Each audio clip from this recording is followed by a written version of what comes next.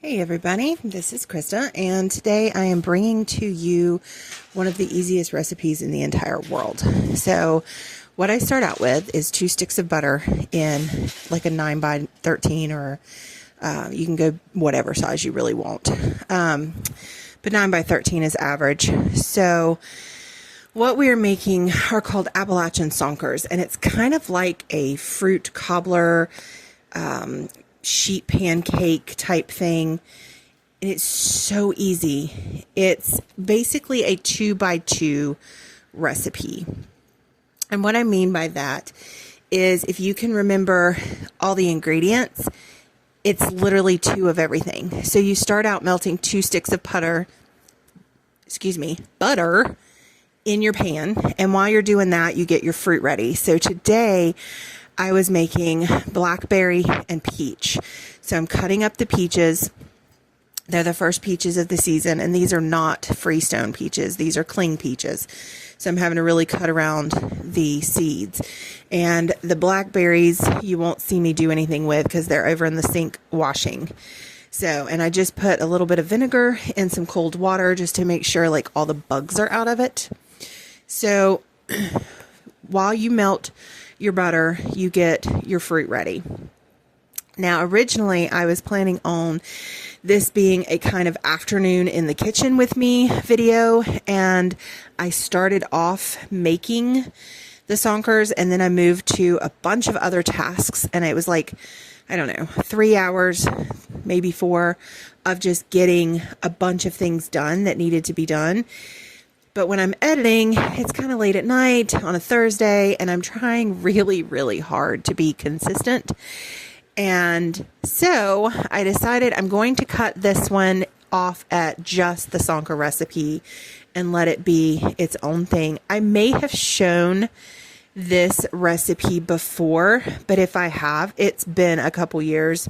It was probably one of my early videos.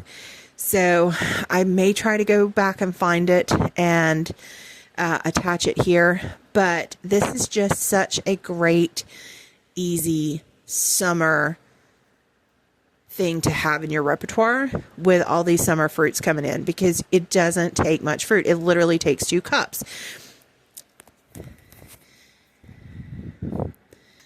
So if you are new here, while I'm finishing up these peaches, if you are new here, I am trying to get back into YouTube, so I'm trying to be consistent with posting a video every week of things that I'm doing in the kitchen and maybe some of my garden stuff. But right now the kitchen is the easiest place for me to record because I have this little overhead tripod that is attached to my counter, so it's easy to just throw it on and not have to worry about placing videos and trying to record what I'm doing.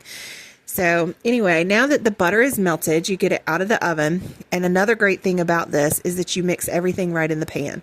So you add 2 cups of sugar to your 2 sticks of butter. This looks like more than 2 cups, but I'm really using it's like a 1/3 cup scoop. So that's why it looks like so many, but it's 2 cups. So 2 sticks of butter, 2 cups of sugar. And you want to get that sugar mixed in with that hot butter. So you just use a whisk.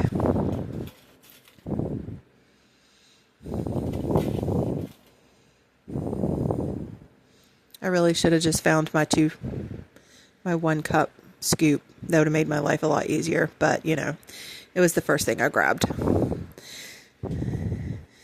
So you whisk all that sugar up, trying to get out all the lumps and making sure it's nice and smooth and even. You could use a mixer or something like this if you wanted to like melt your butter, put it in your mixer, and then add all your ingredients, spread it out, and put it in your pan, and then add your fruit. You could totally do that, but it's such an easy recipe that a pan and a whisk is really all you need. Especially if you're doing something like berries where you don't even have to cut them up, you just wash them. You literally just need a pan and a whisk at that point. No knife needed. I'm going to make this exact same recipe, but put in blueberries for the 4th of July. Strawberries is another great option. So then you add your 2 teaspoons of vanilla. Again with the 2. So, and you want to put all your liquid in first. So butter and then sugar to get it smooth. Add your 2 teaspoons of vanilla. And then it's going to be 2 cups of, I use self-rising flour for these. And then that way I don't have to remember, you know, the portions of baking soda and stuff like that. It makes, again, this recipe like the easiest thing in the world. And of course, I'm not using a cup scoop, so it looks like more than 2. I think this was a half a cup scoop. I apparently kept grabbing the wrong measuring cups today, but that's typical of me. Nothing like doing constant math when you're making something. Here, Krista, here's the easiest recipe in the world, but we're going to make it harder by using the wrong measuring scoops. All right. So once you get that in, you mix all that up so that you get a good batter. Now you can add other flavors to this. Like one of the things I love doing in the spring is when I do strawberry, which I did not do strawberry this year, but I like adding mint to it. Strawberry and mint goes so well together. All right. I am adding 2 cups of goat milk. You can use regular milk. I prefer whole milk when making this recipe. Skim really doesn't work well, but you can use it if that's what you have. But I have goat milk on hand because I have goats in milk right now. So I'm using goat milk. It worked beautifully.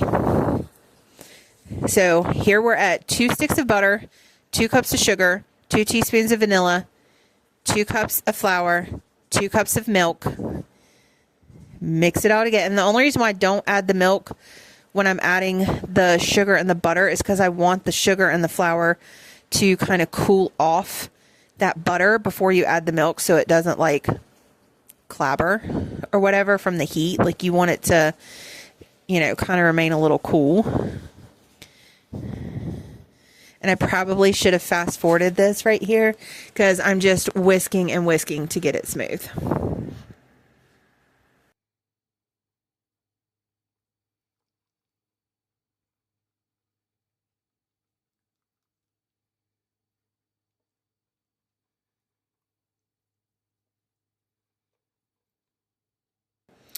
Now, you probably want to go ahead and add any flavorings here, like cinnamon. I do cinnamon with peaches. And like I said, I did the mint with the strawberries. Blueberry, you could add in some lemon zest and it would be beautiful with it.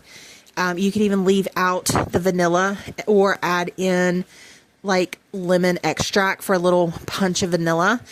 You want to add that into this whisking part. In this video, you will see that I forgot to add the cinnamon that I wanted to add to the peach one. And so I added it later and just kind of pressed it down in it. It works. It's totally fine. You can do that, but it really does blend better if you add any extra flavorings in while you're whisking this final batter step. So, and just explore like whatever you want to do with it. You don't have to add vanilla. You could add almond extract. You could add coconut extract. If that's what you want to blend with your fruit flavors. But any kind of fruit works with this. Now, I've never tried like a melon or anything like that. I don't think that would work. But I have done peach, which is by far one of my favorite. You can do apple. You could do pumpkin, like a pureed pumpkin with pumpkin spice. Maybe I'll try to make one of those in the fall just so you see how it comes together. But mostly I use fresh summer fruit. This is not something I make a lot. I'll make it maybe 4 times during the summer. I usually make it like when each new fruit kind of comes in. So like the first strawberries. Once I can get like 2 cups of strawberries, I'll usually make one of these. Peach is our favorite, so I'll usually make 1 or 2 peach ones during the summer. Blackberry, blueberry around this time. Here comes the blackberries. And that's kind of it. But you can use this with anything. I mean, you could do cranberries in the fall, which you could do like a cranberry cinnamon would be good. You could add a little bit of cloves and do some like pear and fig. Like you can make this recipe your own. But it's the simplest recipe in the world. It's just a very simple, basic cake base that's easy to remember. And it gives you like a moist, cobblery type consistency with that light crust on the top. And so as you can see, I'm just adding the fruit spread out over the top of the batter, because it's going to the batter's going to come up and rise as it bakes and come around it.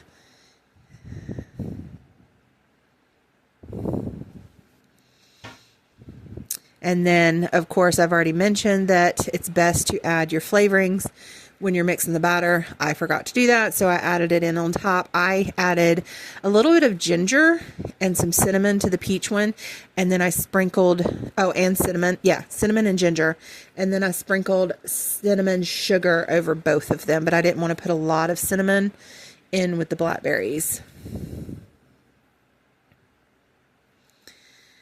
And then you just bake it until it's dry in the center. You don't have to pull out a tester like completely clean. You just want it to be like nice and crusty all the way on top and no jiggle. So it takes about 40 minutes in a 350 degree oven. And then you let them cool off. They're great as breakfast. They're great with ice cream on them or cream on top, or we just simply eat them as they are, as a dessert or often as a breakfast. So there you go. That is what they look like. And it is a wonderful recipe to have on hand that you can whip together at any time with some fresh or canned fruit.